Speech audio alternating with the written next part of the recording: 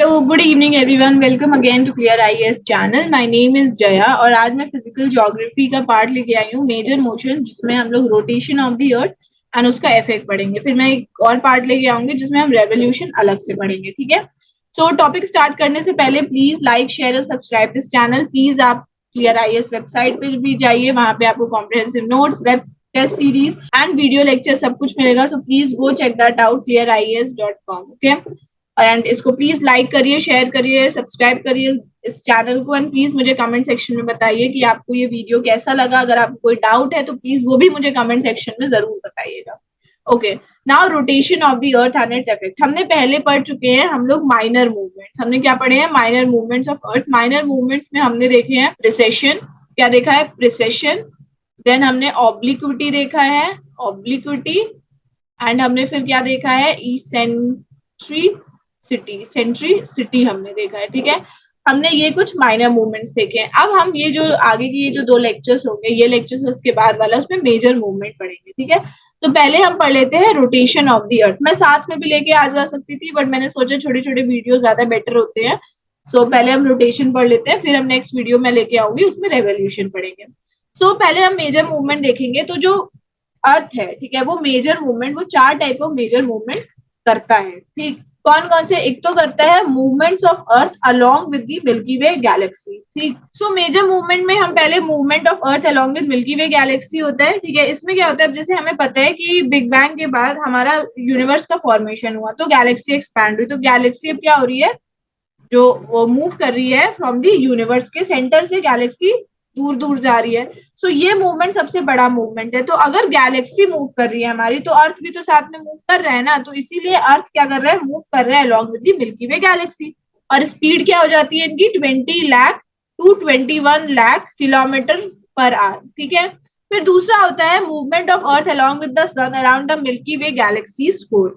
सो अब क्या होता है कि जो जिस तरीके से मून सन के अराउंड मूव करता है, ठीक है, अर्थ के साथ। अब जैसे अर्थ रिवॉल्व कर रहा है सन के अराउंड, तो मून रिवॉल्व करता है अर्थ के अराउंड, तो इनडायरेक्टली मून भी रिवॉल्व कर रहा है सन के अराउंड। ठीक है। तो उसी तरीके से अर्थ अब क्या कर रहा है कि सन के अराउंड रिवॉल्व कर रहा है, और सन भी हमारा मिल्की वे गैलेक्सी के जो कोर है उसके अराउंड मूव कर रहा है। तो सेम वे जो अर्थ जैसे मूव कर रहा है around the galaxies with the sun, और स्पीड क्या हो गई इसकी? 8.25 लाख किलोमीटर पर आर। ठीक है। फिर अर्थ रेवोल्यूशन अराउंड द सन। तो ये तो हमें पता है कि अर्थ रिवॉल्व करता है अराउंड द सन। ठीक। 365 डेज लगते हैं 1/4। ये 1/4 को हम ऐसे नहीं जोड़ पाते, तो हम लोग क्या करते हैं? आफ्टर एवरी 4 ईयर्स ये 1/4 जब जोड़ते हैं तो एक पूरा फुल डे बन जाता है। तो 366 डे एवरी 4 ईयर्स हमें मिलता है, जिसको हम लीप ईयर बोल देते हैं। ठीक है। फिर अब इस टॉपिक में हम पढ़ेंगे रोटेशन ऑफ द अर्थ। ठीक। तो अब देखते हैं, पहले ये देख लो रोटेशन ऑफ द अर्थ हम देखते हैं। So rotation is the movement of earth on its axis. जब अर्थ अपनी ही एक्सिस पे घूमता है तो उसको रोटेशन कहते हैं। Axis of the earth which is an imaginary line makes an angle of 66.5 degree with its orbital plane. The plane formed by the orbit is known as orbital plane. The earth rotates on a tilted axis making an angle of 23.5 degree with the normal, that is it makes an angle of 66.5 degree with elliptic plane. Elliptic plane is the plane of Earth's orbit around the sun. ठीक। अब इसमें देखो plane of elliptic क्या होता है कि ये जब अर्थ हमारा सन के अराउंड घूमता है तो वो जो पाथ होती है उसे हम इलेप्टिक कहते हैं। ठीक है। सो ये रोटेशनल एक्सिस है हमारे अर्थ का। ठीक। ये हमारा क्या है? Plane of ecliptic. Plane of ecliptic है ये। क्या है हमारा? Plane of ecliptic. Ecliptic plane क्या होता है? इलेप्टिक प्लेन होता है plane of earth orbit, earth का ऑर्बिट, और जब वो ऑर्बिट करता है earth orbit around the sun, जो सन के अराउंड वो जो ऑर्बिट जो पाथ बनता है अर्थ का रिवॉल्व करते टाइम, वो इलेप्टिक होता है। तो ये प्लेन ऑफ इलेप्टिक, और ये परपेंडिकुलर, ये इक्वेटर है हमारा। ये क्या है? इक्वेटर। और ये परपेंडिकुलर है to the plane of elliptic. तो क्या है अब यहाँ पे क्या लिखा है कि the axis of earth which is an imaginary line makes an angle of 66.5 degree with its orbital plane. So ये जो axis of rotation है, ये जो plane है, orbital plane है, ये उसके साथ axis of rotation कितना डिग्री बनाता है? 66.5 डिग्री बनाता है। ठीक। फिर Earth rotate on a tilted axis make an angle of 23.5 degree with the normal, that is it makes angle of 66 half with elliptic plane.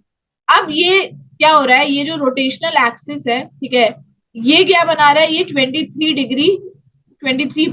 Degree बना रहा है, ठीक। ये प्लेन ऑफ इलिप्टिक और ये रोटेशनल एक्सिस के बाद जो यहाँ पे जो एंगल इसका बन रहा है, ये 23.5 डिग्री हमारा यहाँ का एंगल बन रहा है, ठीक है। देन इक्वेटर और प्लेन ऑफ इलिप्टिक कितना बना रहा है, वो भी 23 बना रहा है, और प्लेन ऑफ इलिप्टिक और रोटेशनल एक्सिस जो हो गया हमारा, उसके बीच का क्या है, 66.5 डिग्री। तो ये एंगल्स हैं, ठीक। ये आगे थोड़ा सा काम आएगा, इसीलिए बताया। सो जब अर्थ रोटेट करता है अपनी एक्सिस पे वेस्ट से ईस्ट, सो वो स्फेरिकल होने के कारण उसका जो एक पोर्शन होता है अर्थ सरफेस का, वो क्या आता है, it comes into the rays of the sun और एक्सपीरियंस डे लाइट, और जो दूसरा पोर्शन होता है वो क्या करता है, वो नाइट एक्सपीरियंस करता है। बट इसमें अब एक और चीज आती है, इसमें आता है सिडरियल डे, साइडरियल डे, या फिर डे एंड सोलर डे। अब ये साइडरियल डे और सोलर डे क्या होते हैं, ठीक। सो जो अर्थ है ना, अब उसको 360, ठीक, अर्थ क्या कर रहा है, अर्थ अपने ही रोटेशनल एक्सिस पे जो हो रहा है वो 360 डिग्री घूम रहा है। जो 360 डिग्री जो वो घूम रहा है, अर्थ को 360 डिग्री घूमने में कितना टाइम लगता है, 23 आवर्स 56 मिनट्स एंड 4 सेकेंड लगता है अर्थ को 360 डिग्री घूमने में, ठीक। ये जो साइडरियल डे होता है ना, कि जब अर्थ हमारा रोटेट कर रहे हैं अपनी एक्सिस पे with respect to any other celestial object या एनी अदर स्टार, ठीक, तो हम उसको वो साइडरियल डे कहते हैं, कि वो अर्थ को एक पूरा कंप्लीट 360 डिग्री रोटेशन लेने में कितना समय लग रहा है, 23 आवर 56 मिनट 4 सेकेंड। और वो जो रोटेशन ले रहा है 360, वो किसके रिस्पेक्ट में ले रहा है, with respect to some other star, किसी डिस्टेंट स्टार हो गया उसके रिस्पेक्ट में ये साइडरियल डे, ये 360 डिग्री रोटेशन होता है, ठीक। अब सोलर डे क्या होता है, कि अब जब सन और अर्थ, ठीक है, जब ये एक सीधी लाइन में, ठीक है, ये हमारा सन है, ये हमारा अर्थ है, ठीक, ये एकदम सीधी लाइन में, अब अर्थ ने चक्कर लगाना चालू किया, ठीक। एक पॉइंट पे अर्थ, सन यहाँ था, फिर अर्थ ने चक्कर लगाया, इसने पूरा 360 डिग्री घूमा, 360 डिग्री घूमा। सो इसने क्या किया, अपना साइडरियल डे किया यहाँ पे किसी स्टार के रिस्पेक्ट में, ठीक। फिर इसको यहाँ दोबारा इसी अर्थ सन के सामने आने में, ठीक है, सन के डायरेक्ट सामने आने में क्या हो रहा है, उसको 4 मिनट एक्स्ट्रा लग रहे हैं, क्या लग रहे हैं, 4 मिनट एक्स्ट्रा लग रहे हैं।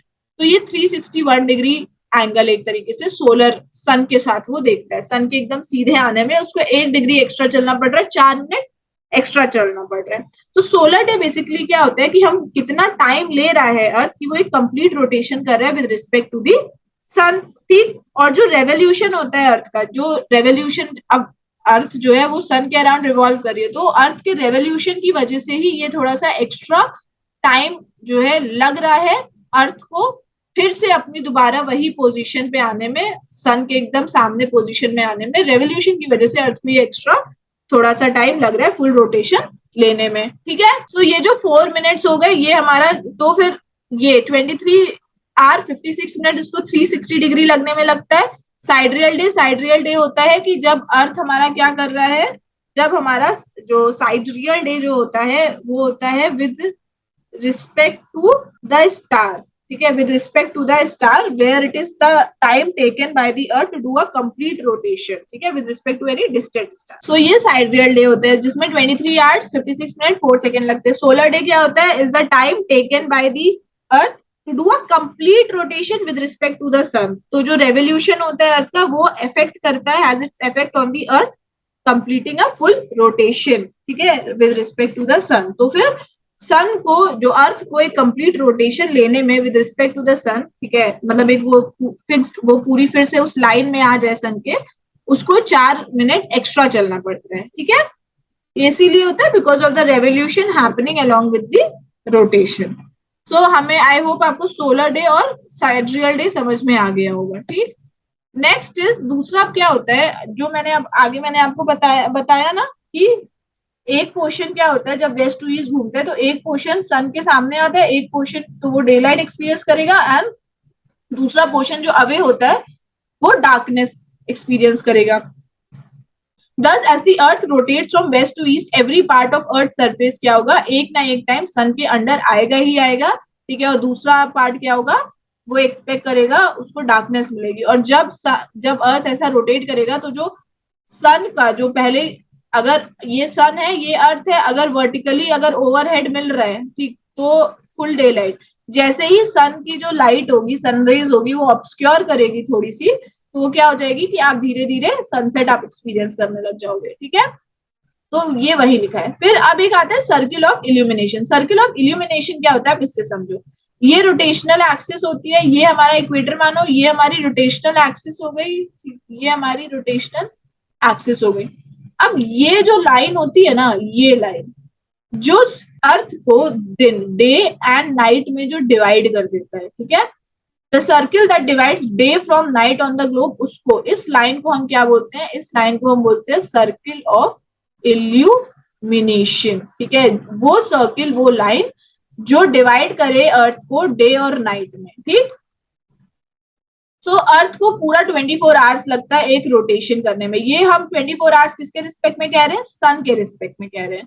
तो ये जो पीरियड ऑफ रोटेशन होता है उसके अर्थ डे, सोलर डे कह सकते हैं। This is daily motion of the अर्थ। ठीक है, ये हमारा हो गया सन रेज, ये सर्किल ऑफ इल्यूमिनेशन।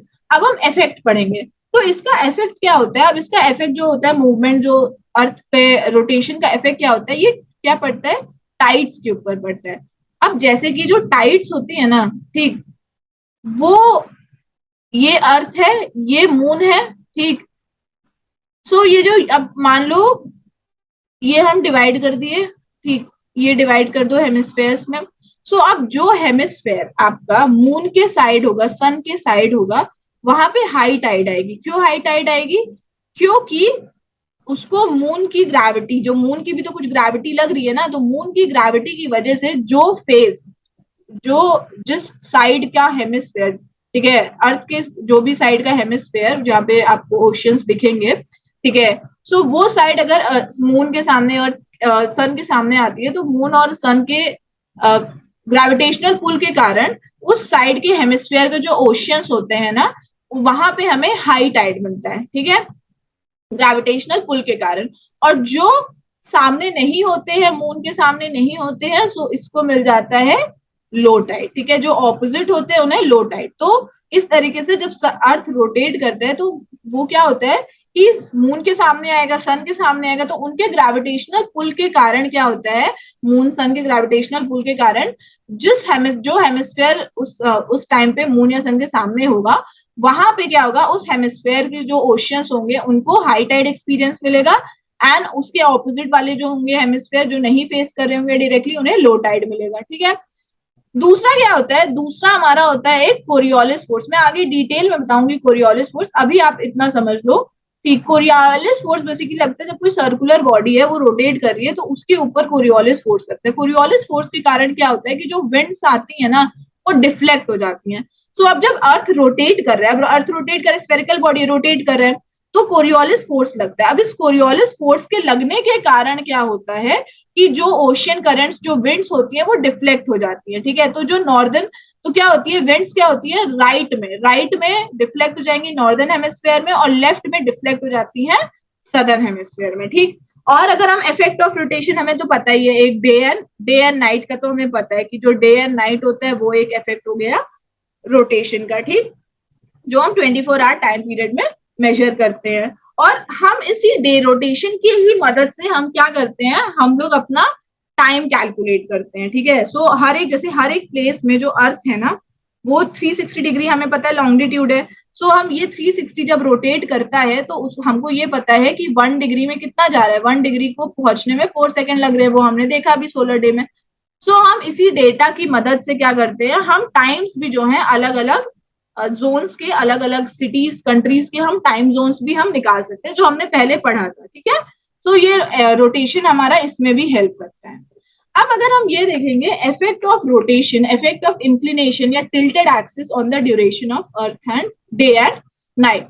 तो the duration of the day and night is not equal at all the places on the earth because of inclined axis. ठीक, अब अगर सपोज अब अर्थ की जो एक्सिस है वो इंक्लाइंड ना होती, ठीक, तो क्या हमको इक्वल डे और नाइट मिलता, नहीं। हमें फिर क्या होता कि जो लेंथ होता डे और नाइट का, वो हमें एक ही जैसा मिलता। अगर वर्टिकल होती, जो एक्सिस है अर्थ की, अगर वो वर्टिकल होती, वो इंक्लाइंड नहीं होती, तो हमें इक्वल डेज और इक्वल नाइट मिलता eight all the times of the year. But अब इंक्लाइंड है, टिल्टेड है एक्सिस, तो इसकी वजह से क्या हो रहा है कि जो लेंथ है डे का, वो वैरी करता है with respect to the season. Season हम नेक्स्ट रेवोल्यूशन में पढ़ेंगे। सो अर्थ क्या होता है, जो लेंथ होता है डे का वो वैरी करने लग जाता है, ठीक। सो कभी कभी अब जैसे कि अगर सन है, ठीक है, अब सन अर्थ के एकदम वर्टिकली ओवरहेड है, सो वहां पे आपको क्या मिलेगा, वहां पे आपको एक्सट्रीम सनलाइट मिलेगा, ठीक। अब टिल्टेड एक्सिस होने के कारण क्या हो रहा है, यहाँ पे आपको इतना ऊपर की जो हायर लैटिट्यूड्स है हाइट पे, उसको इतना वर्टिकली उसको नहीं मिलेगा, सो वहां पे एक्सट्रीम आपको सनलाइट नहीं मिलेगी। सो विद हेल्प ऑफ ये टिल्टेड एक्सिस हमें क्या मिल रहा है कि पूरे दिन में भी हमें क्या अलग अलग ये सन रेज सनलाइट्स हमें मिलती हैं, ठीक है। तो ये हमारा रोटेशन कंप्लीट हुआ। आई होप आपको ये रोटेशन अच्छे से समझ में आ गया होगा। नेक्स्ट वीडियो लेक्चर में मैं लेके आऊंगी रेवोल्यूशन एंड इट्स इफेक्ट। तब तक के लिए thank you so much and have a nice day and all the best for your preparations.